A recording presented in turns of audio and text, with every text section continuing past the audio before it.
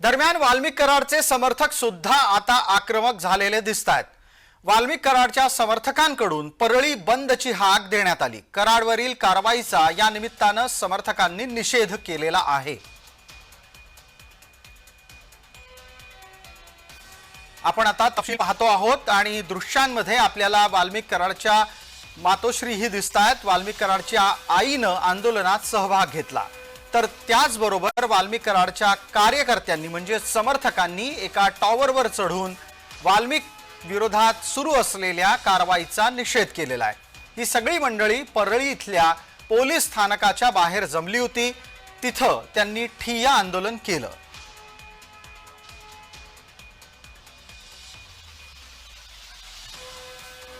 वाल्मिक कराडच्या विरोधात मकोका अंतर्गत कारवाई करण्यात आलेली आहे।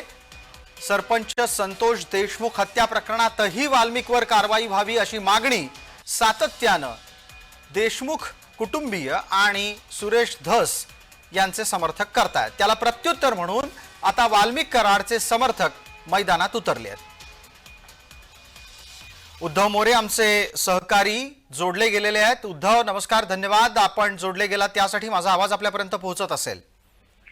जी सर, येत आहे। वाल्मिक कराडचे समर्थक आज परळी पोलीस स्थानकाच्या बाहेर आंदोलनाला बसले होते। त्यांनी प्रामुख्याने कोणता मुद्दा समोर ठेवला? वाल्मिक विरोधातील कारवाई आकसपूर्ण आहे असं त्यांचं म्हणणं आहे का? आता सर नक्कीच, कारण की राजकीय द्वेषातून कुठं वाल्मिक कराडवर या आंदोलकांचं म्हणणं होतं। त्या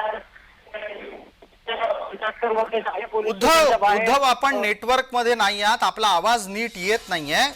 जरा नेटवर्क मध्ये जमलं तर लवकरात लवकर या। मी परत आपल्यासाठी प्रश्न उपस्थित करतो। दरम्यान इथे सुरू असलेली दृश्य कशाची आहेत याचा संदर्भ एकदा प्रेक्षकांना देऊयात।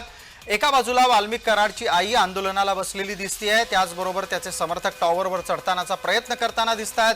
दुसऱ्या बाजूला वाल्मिक कराडचे कुटुंबीय आंदोलन करताना आपल्याला दिसतात। उद्धव आपल्या सोबत जोडले गेलेले आहेत। उद्धव, आता आवाज येऊ शकतोय माझा नीट आपल्याला आणि तुमचाही आम्हाला? काही कारणाने उद्धव यांचा संपर्क बाधित झालाय। आपण पुढे सरकतोय पुढच्या बातमीकडे।